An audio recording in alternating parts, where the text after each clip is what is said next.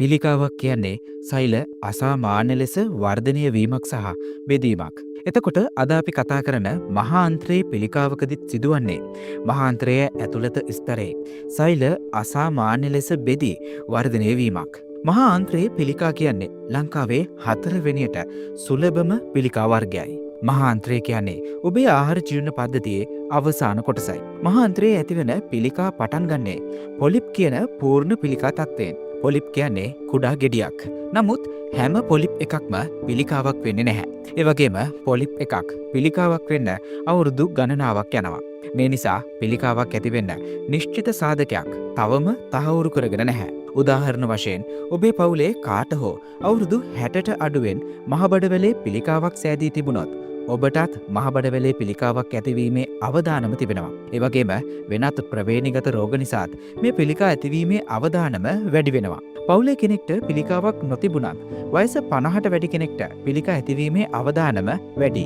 ඒ වගේම මහාන්ත්‍රයේ විවිධ රෝගාබාධ ඇති පුද්ගලයනුත් මෙම පිළිකා අවදානමෙන් පෙළෙනවා. නමුත් මෙන්න මේ කාරණා නිසාත් ඔබට මහාන්ත්‍රයේ පිළිකා ඇතිවීමේ අවදානමක් හටගන්න පුළුවන්.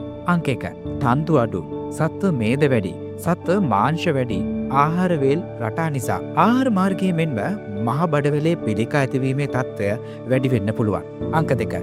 ස්ථූල බව, දුම්පානය සහ මධ්‍යසාර භාවිතයත් මහ බඩවැලේ පිළිකා ඇතිවීම වැඩි කරනවා.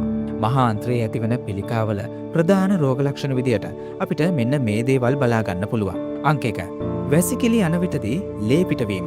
ඔබ වයස අවුරුදු 50ට වඩා වැඩි පුද්ගලයෙක් නම් ඔබට වැසිකිලි යන විටදී රුධිරයද පිටවෙනවා නම් ඔබ අනිවාර්යෙන්ම තවත් බලා නොයිද වෛද්‍යවරයෙකු හමු විය යුතුයි. අංක 2. වැසිකිලි යාමේ රටාවේ ඇතිවෙන වෙනස්කම්. උදාහරණ විදිහට වෙනදට වඩා වේලවනවා නම් හෝ බුරුලෙන් යනවා නම් මෙය පිළිකාවක ලක්ෂණයක් වෙන්න පුළුවන්. අංක 3. උදරයේ ඇතිවෙන වේදනාව.